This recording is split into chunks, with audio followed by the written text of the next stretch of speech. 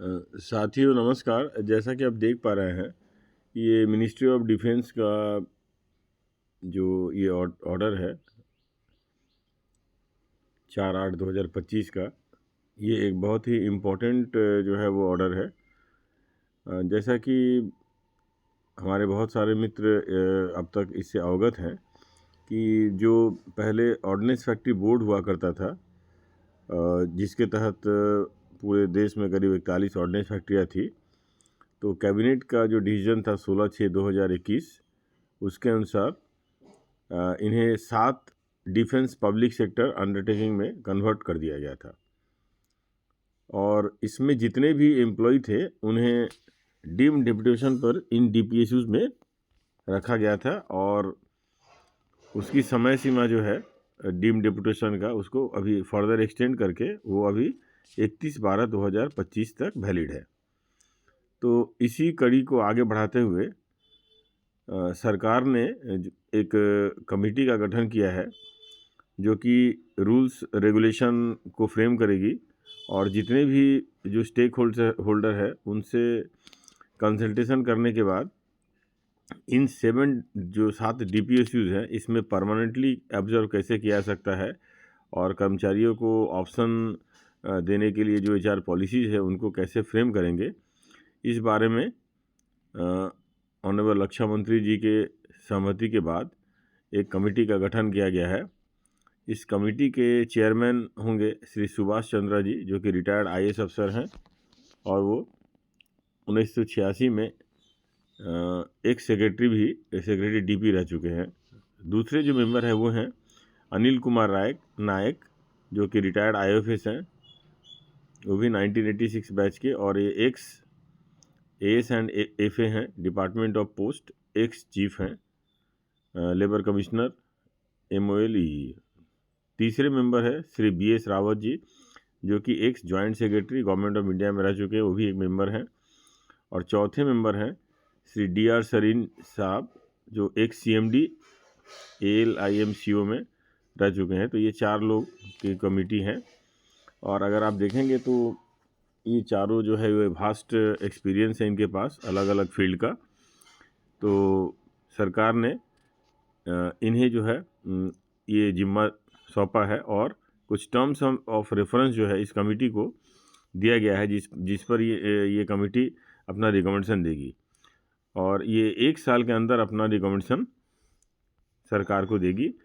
और इसमें ये भी है कि सीटिंग फ़ी जो है इन कमेटी के मेंबर को ₹4000 पर डे दिया जाएगा।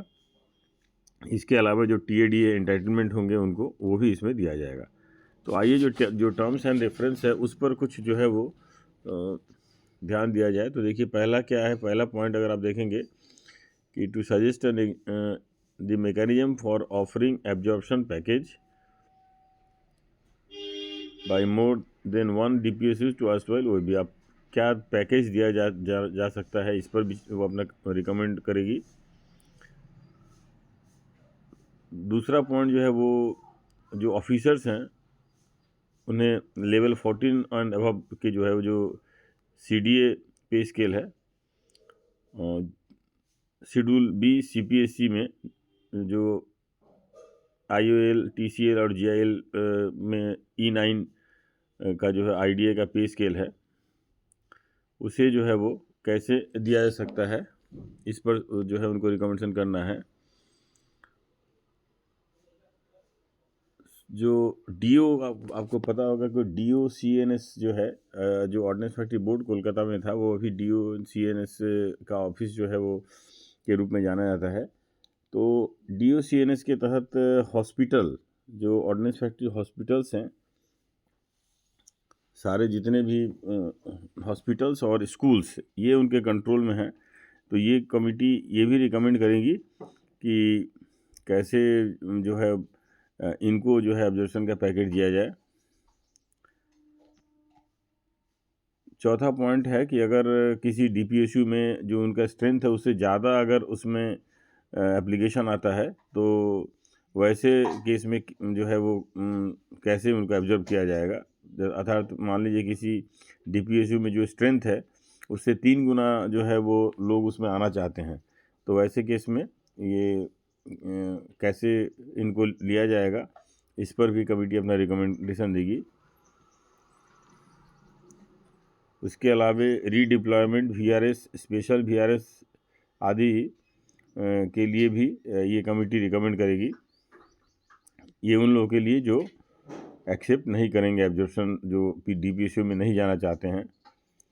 उसके बाद to examine and suggest the measures for treatment of surplus employ due to rationalisation of manpower. उसके अलावा जो सरप्लस एम्प्लॉय होंगे, जो सरकार में रहने के लिए ही जो ऑप्शन देंगे, उनको जो है वो कैसे ट्रीट किया जाएगा, उन्हें कैसे ऑब्जर्व किया जाएगा।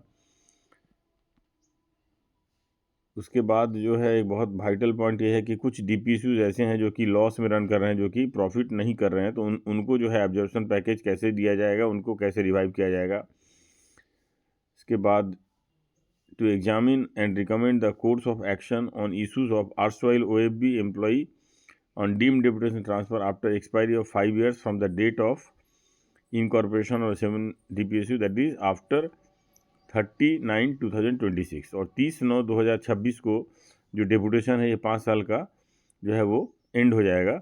तो इसके बाद जो कर्मचारियों का भविष्य के बारे में क्या रिकमेंडेशन करना है, उनके वेलबींग के लिए क्या कर सकते हैं, वो ये कमेटी बताएगी। To examine the issue of offer of option for absorption to those central government employees who have already opted for migration from NPS to UPS and recommendation thereon। इसमें एक अहम जो है ये पॉइंट ये भी है कि अब तक जो लोग NPS से UPS में जो माइग्रेट कर चुके हैं, उनका क्या स्टेटस होगा, इस पर भी ये कमेटी अपना रिकमेंडेशन देगी।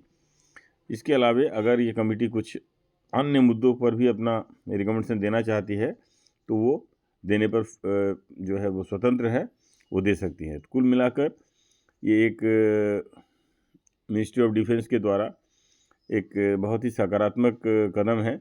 इससे ऑर्डिनेंस फैक्ट्री में करीब 60,000 जो कर्मचारी, 60,000 से ऊपर ही कर्मचारी हैं, उनका भविष्य जो है वो जुड़ा हुआ है, और वे अनिश्चितताओं के कारण जो है अपने करियर के लिए जो है बहुत चिंतित हैं। तो आशा करते हैं कि ये कमेटी जो है उनके जो भी विशेष हैं, उनका जो फ्यूचर है उसको ध्यान में रखते हुए एक बहुत ही अच्छा जो है रिकमेंडेशन सरकार को देगी।